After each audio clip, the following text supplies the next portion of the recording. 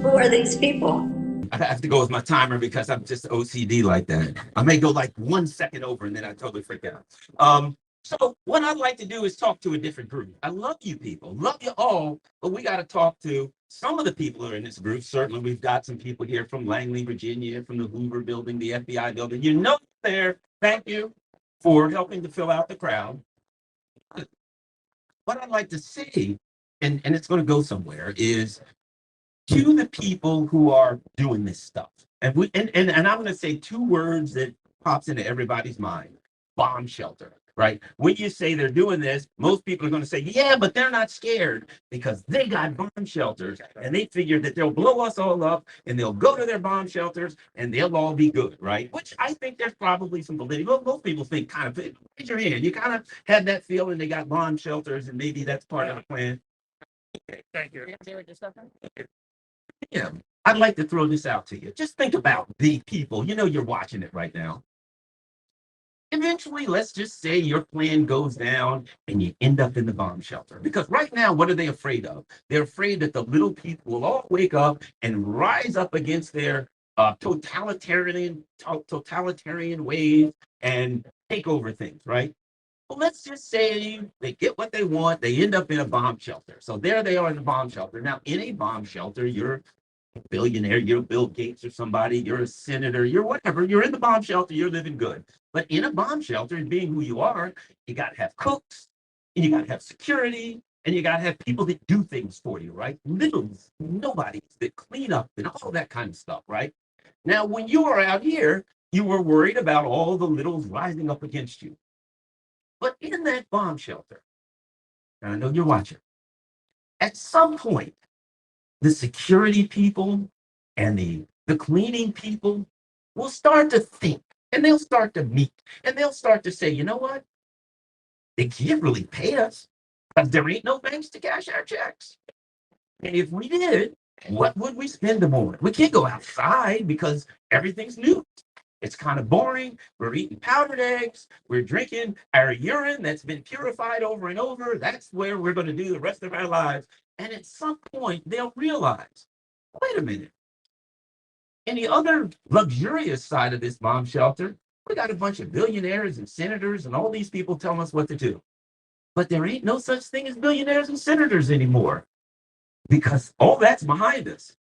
So in reality, in the same way that the rules-based international order needs might makes right, I can do what I want to do because I got a bigger military, right? Fangs and claws, back to the days when whoever had the biggest fangs and claws ruled before us, right? At some point, they're going to realize we're in security. We got guns. And we're chefs and cooks. We got knives. And on the other side of this bomb shelter is a bunch of billionaires who are out of shape and they ain't got no weapons. And your biggest fear in this world that we were in, if you get in that bomb shelter, at some point your biggest fear will come true there. And they'll wake up and say, wait a minute, we got the guns, we got the knives, they can't pay us, and they'll come over and have a little talk with you. And they will say, we've come to realize that you guys aren't senators, you're not billionaires.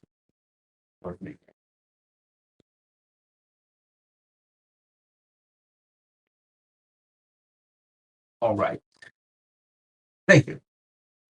They'll come to realize that everybody's the same, except they got guns and knives and you don't. That's going to be the thing. That the rules-based international order in the bomb shelter is simply going to be the people with the weapons and the power, and the most people are going to have the power. And at that point, you will meet your fate.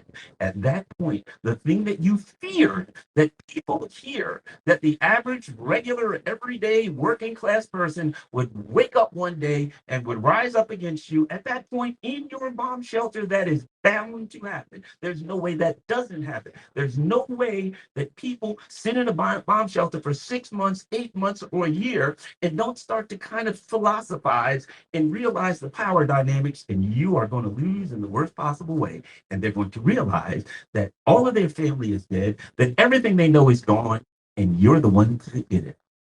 So I say to the neocons and the people in Congress and the people in power who are acting in such a reckless manner with our lives, thinking that maybe somehow they can escape and they can go into the bomb shelter. First of all, what kind of life is that?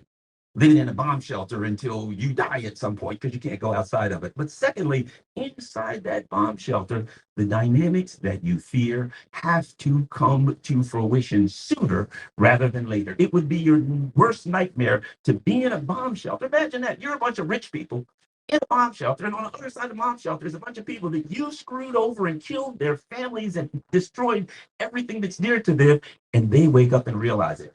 I say that to them just maybe I'm scare them enough with reality that they'll think about not doing it. But that particular little story should be a story, should be a story for us. Let's not wait for the bomb shelter. The fact of the matter of it is, if we ever come to the reality that there's more of us than there are of them, far more of us than there are of them, we ever come to the reality that we need to stop arguing over Trump or over who's, yeah, this guy's a libertarian, this guy's a socialist, this person's a trans person, this person's a whatever. That the things that they bring up to keep us arguing amongst themselves, right? Ourselves. That they always have it's Putin or it's G or it's somebody and it's Assad. They always have a boogeyman 7,000 miles away that we're supposed to be scared of. And as long as we're afraid of the boogeyman 7,000 miles away, we won't look at Capitol Hill. We won't go right up to Wall Street. We won't look at the people who are responsible for sending our jobs overseas and doing all the things they've done to make our lives a living hell, and now bringing us to the very doorstep of nuclear disaster. So, in the same way that my story of the bomb shelter is a simple one, sooner or later the dynamics are going to be obvious. Let's get the dynamics obvious now, and let's make sure that we understand. Look, in that bomb shelter, the cooks and the security people, and you're going to have technicians. The technicians are going to be much better trained. They're going to have highly educated. You're going to have various groups, but at some point, they're all going to come together and realize the smallest group in this bomb shelter are the people that caused all the problems. Perhaps we should address that. They might want to read something about the Donner Pass. I think that may be a consideration. But the bottom line is this: that's where we are now. The people that are causing all the problem is the smallest group, the tiniest fraction of 1%. There's too many of us. Stop obeying, stop doing what you're told, stop accepting their rules. And I'm not saying just run out like a crazy person and streak down the street naked. I'm saying act in a way that gets something done, act uniformly. But we have the power, we have the most people by far, and if we act and act with force and we act with integrity, where we're not violent, we're not doing the things that we tell them not to do. Last, I'll say this, and this sums it all up. There's only one way to peace. If you want the world to be peace, there's only one way to be peaceful. To be peaceful. The only way to bring peace to the world is to be peaceful. So everyone, when you leave here, ask yourself in your personal life, are you being peaceful? Are you being the person that you want your town, your village, your society, your country to be? So thanks a lot, everybody. Keep up the good work.